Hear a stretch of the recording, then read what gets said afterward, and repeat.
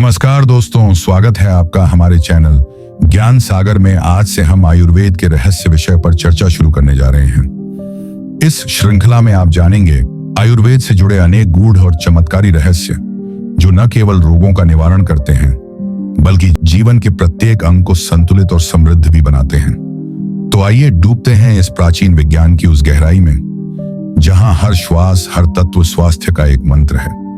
क्या आपने कभी सोचा है, आयुर्वेद जिसे आज हम जड़ी बूटियों और इलाज की एक प्राचीन विद्या मानते हैं, उसका पहला अध्येता कौन था? नहीं, यह कोई साधारण मनुष्य नहीं था, ये थे दक्ष प्रजापति। पर रुको, उससे पहले चलिए उस परम सत्य की ओर चलते हैं जहां सब कुछ प्रारंभ होता है। ब्रह्मा, विष्णु और महेश, ये त्रिदेव केवल देवता नहीं, आयुर्वेद के साक्षात मूर्ति रूप हैं। पर क्या आप जानते हैं, इन त्रिदेवों ने स्वयं आयुर्वेद का प्रयोगात्मक स्वरूप नहीं अपनाया। क्यों? क्योंकि सृष्टि की रचना, उसका संचालन और फिर उसका संहार, ये तीनों कार्य स्वयं में ही इतने जटिल, इतने गूढ़ हैं कि एक ही तत्व को तीन रूपों में बांटना पड़ा।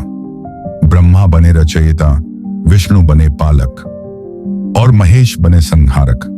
जब अस्तित्व को ही तीन भागों में बांटना पड़ा तो आयुर्वेद का निरंतर अभ्यास, प्राणियों की सेवा 24 घंटे इनके लिए असंभव हो गया।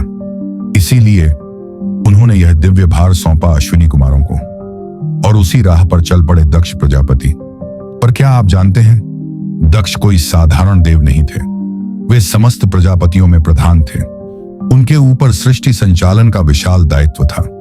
फिर भी समय ने कुछ ऐसा करवट ली कि उन्हें स्वयं आयुर्वेद को जीवन में प्रयोगात्मक रूप में उतारना पड़ा। क्यों? क्योंकि जीवन कभी केवल रचना या संचालन नहीं होता, कभी कभी रोग भी देना पड़ता है ताकि उसकी दवा सामने आ सके। औषधि का उपयोग केवल रोग मिटाने में ही नहीं बल्कि विवशता को हरने में भी होता है।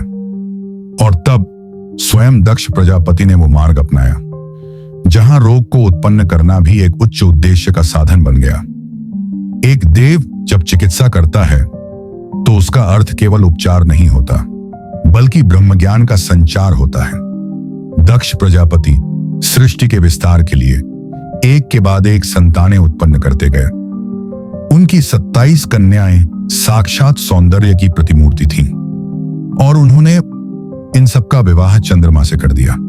पर क्या आप जानते हैं, इन 27 सौंदर्य सिंधु कन्याओं में एक थी रोहिणी, जिनका रूप स्वयं सौंदर्य को भी लज्जित कर दे। चंद्रमा उनके रूप में इस कदर डूबे कि बाकी 26 पत्नियां केवल नाम मात्र बनकर रह गईं। वे उपेक्षित थीं, वे तिरस्कृत थीं और जब उनका हृदय इस अन्याय से फटा तो वे जा पहुंची अपने पिता दक्ष प्रजापति के पास। दक्ष ने उन्हें सुना और फिर देखा, यह कोई साधारण शिकायत नहीं थी, यह न्याय की पुकार थी। उन्होंने चंद्रमा को समझाया, समता ही धर्म है। आसक्ति में डूबे मनुष्य न केवल अपने कर्तव्यों से विमुख होता है बल्कि वह अधर्म के गर्त में भी गिरता चला जाता है। किंतु आसक्ति अंधी होती है और अंधी आसक्ति सबसे भयानक रोग होती है। जब 3 बार समझाने के बाद भी चंद्रमा न बदले तो वह हुआ जो ब्रह्मांड के संतुलन के लिए आवश्यक था। दक्ष ने रोग की सृष्टि की, राजयक्ष्मा की, एक ऐसा रोग जो केवल शरीर नहीं प्रकाश को भी नष्ट करता है। इसे चंद्रमा पर छोड़ दिया। महाभारत में वर्णित है, तच्छ्रुत्वा भगवान कुद्धो यक्ष्माणं पृथ्वीपते ससर्ग शेषात् सोमाय सचोड्डुपतिमाविशत। चंद्रमा का शरीर नहीं, प्रकाश क्षीण होने लगा। उनका तेज दिन प्रतिदिन मिटता गया। उनकी उपासना का केंद्र, वह शीतल आभा, धीरे धीरे विलीन होने लगी। पर सोचिए, जब चंद्रमा क्षीण हुए तो केवल उनका ही नाश नहीं हुआ, अन्न का स्वाद लुप्त हो गया, औषधियां निष्प्रभावी हो गईं, संसार एक एक पल विनाश की ओर झुकता चला गया। देवता घबरा गए। उन्होंने देखा प्रकृति की नाड़ी रुकने लगी है और तब वे पहुंचे पुनः दक्ष प्रजापति के पास। विनती की, प्रजापते, चंद्रमा को क्षमा करिए। उनकी स्थिति अब केवल उनका संकट नहीं, संपूर्ण सृष्टि का संकट है। दक्ष ने मौन तोड़ा और कहा, उपाय है, सरस्वती में स्नान, सरस्वती नदी नहीं, एक दिव्य चेतना है जिसके जल में केवल धुलाई नहीं, दिव्य उपचार भी है। चंद्रमा उस तीर्थ में उतरे और रोग धीरे धीरे विलीन होने लगा। पर यह कथा यहीं समाप्त नहीं होती, क्योंकि राजयक्ष एक बार धरती पर आ गया और फिर वह मनुष्यों में भी प्रवेश कर गया। और यही बना आयुर्वेद के विकास का अगला पड़ाव। जब रोग की उत्पत्ति देवों के द्वारा हुई तो उसकी औषधि भी दिव्यता से ही निकली। और आयुर्वेद फिर बना केवल उपचार नहीं, बल्कि ब्रह्म की चिकित्सा। आयुर्वेद सिर्फ रोगों को मिटाने की विद्या नहीं है, यह ब्रह्मांडीय चेतना की वह शक्ति है जो रोग की सृष्टि भी कर सकती है और समूल विनाश भी। दक्ष प्रजापति ने जहां राजयक्ष में उत्पन्न किया, वहीं भगवान शंकर ने बाणासुर के युद्ध में स्वयं ज्वर को जन्म दिया। क्या आपने कभी सोचा है, जब देवता भी रोग की रचना करते हैं तो उस रोग को मिटाने की विद्या कितनी सूक्ष्म, कितनी दिव्य होगी। आइए अब चलते हैं आज से 2000 वर्ष पूर्व मगध सम्राट की ओर। राजा को होता था भीषण सिरदर्द, कोई निदान काम नहीं आया। आखिर बुलाया गया तक्षशिला के महान वैद्य जीवक को। जीवक के पास थीं 2 विशेष लकड़ियां, काट थीं पर काम करती थीं जैसे आज का एक्सरे।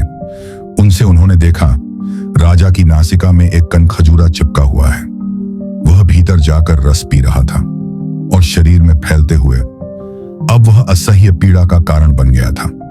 निदान हो गया, पर अब रोग हटाना सरल नहीं था, क्योंकि जिस भी औषध से कनखजूरा मरेगा उसके नाक में इतनी पीड़ा होगी कि शायद राजा स्वयं वैद्य का संहार करवा दे। पर जीवक जानते थे ज्ञान केवल इलाज नहीं होता, वह एक कला है, एक रणनीति भी है। उन्होंने राजा से कहा, मुझे 1 घंटे के लिए आपका सबसे तेज घोड़ा दीजिए, मैं एक आवश्यक कार्य से जा रहा हूं। यह औषधि दी जा रही है, इसे थोड़ी देर बाद नाक में डालना, आप स्वस्थ हो जाएंगे। राजा ने घोड़ा दिया। जीवक निकल पड़े।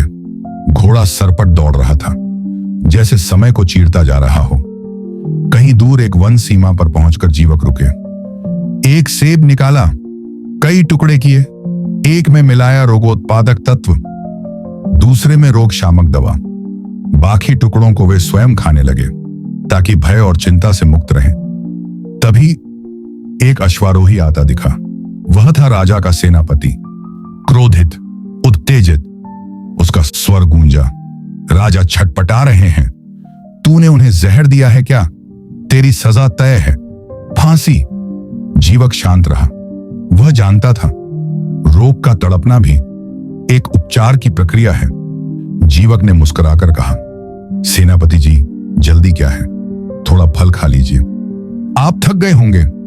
उस सहज आग्रह में न विद्रोह था न भय, बल्कि था वह विश्वास जो केवल एक सच्चे वैद्य के मन में उपजता है।